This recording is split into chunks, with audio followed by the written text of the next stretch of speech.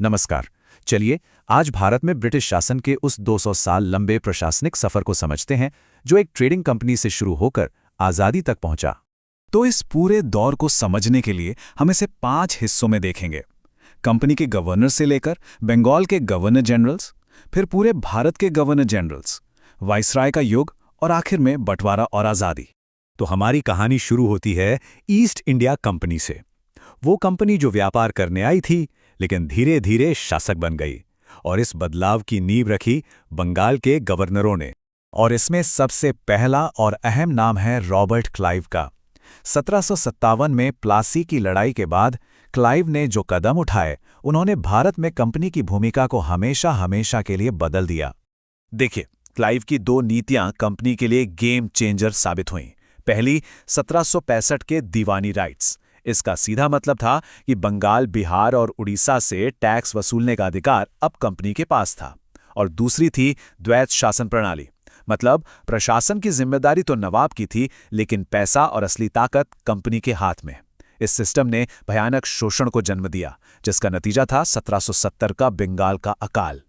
इसके बाद कंपनी ने अपनी पकड़ और मजबूत की, सत्ता का केंद्रीकरण हुआ और गवर्नर का पद बदलकर गवर्नर जनरल हो गया, जो कि ज्यादा बड़े अधिकार का प्रतीक था। और बंगाल के पहले गवर्नर जनरल बने वॉरेन हेस्टिंग्स। उन्होंने 1774 में कलकत्ता में सुप्रीम कोर्ट की स्थापना की और पहले मराठा युद्ध का भी सामना किया। एक दिलचस्प बात यह है कि हेस्टिंग्स भारत के अकेले ऐसे गवर्नर जनरल थे जिन पर वापस ब्रिटेन जाकर महाभियोग चलाया गया था। हेस्टिंग्स के बाद आए लॉर्ड कॉर्नवालिस, जिन्होंने कई बड़े प्रशासनिक सुधार किए। वैसे इन्हें भारत में सिविल सेवा का जनक भी कहा जाता है। कॉर्नवालिस की सबसे बड़ी और विवादास्पद नीति थी 1793 की स्थायी बंदोबस्त या परमानेंट सेटलमेंट। इसके तहत जमींदारों को जमीन का मालिक बना दिया गया और उन्हें कंपनी को एक तय रेवेन्यू देना होता था। इससे कंपनी की आमदनी तो फिक्स हो गई, लेकिन इसने किसानों के शोषण को बहुत ज्यादा बढ़ा दिया, जिसका असर दशकों तक भारत के गांव पर पड़ा। चलिए अब आगे बढ़ते हैं लॉर्ड वेलेस्ली की तरफ। इन्होंने ब्रिटिश प्रभाव को पूरे भारत में फैलाने के लिए एक बहुत ही आक्रामक नीति अपनाई, और इनकी नीति थी सहायक संधि प्रणाली। ये बहुत ही चालाक सिस्टम था। इसके तहत भारतीय शासकों को अपनी सुरक्षा के लिए ब्रिटिश सेना रखनी पड़ती थी, जिसका खर्च भी उन्हें ही उठाना पड़ता था, और अपनी विदेश नीति भी अंग्रेजों को सौंपनी पड़ती थी।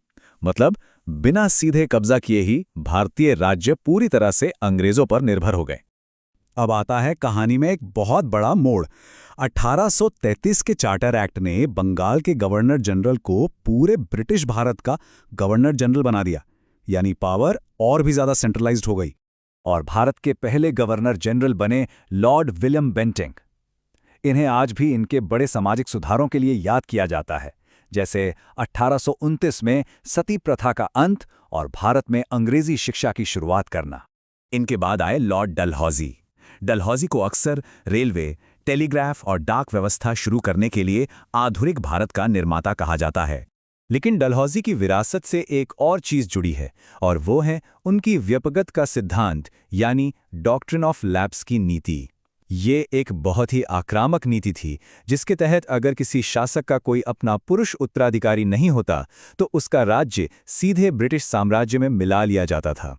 झांसी, सतारा, नागपुर जैसे कई राज्य इसी नीति का शिकार बने, और इसने जो गुस्सा पैदा किया वो 1857 के विद्रोह के सबसे बड़े कारणों में से एक था। तो ये टाइमलाइन हमें कंपनी के राज के 100 सालों का एक क्विक रिकैप देती है, प्लासी की लड़ाई से लेकर परमानेंट सेटलमेंट, सब्सिडरी अलायंस और डॉक्ट्रिन ऑफ लैप्स तक। ये वो नीतियां थीं जिन्होंने भारत के इतिहास का एक बड़ा मोड़ तय किया। 1857 के विद्रोह ने सब कुछ बदल दिया। ईस्ट इंडिया कंपनी का शासन खत्म हो गया और भारत की सत्ता सीधे ब्रिटिश क्राउन यानी महारानी के हाथों में चली गई। यहीं से वॉइसराय के नए पद की शुरुआत हुई। और इस ऐतिहासिक बदलाव के केंद्र में थे लॉर्ड कैनिंग। वो कंपनी के तहत भारत के आखिरी गवर्नर जनरल थे और क्राउन के तहत पहले वाइसराय बने। अब यहाँ हमें शासन करने के 2 बिल्कुल अलग अलग अंदाज देखने को मिलते हैं।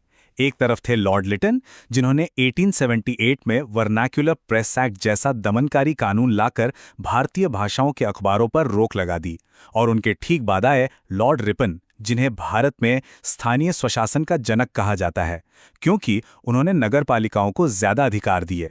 20वीं सदी की शुरुआत में भारत आए लॉर्ड कर्जन।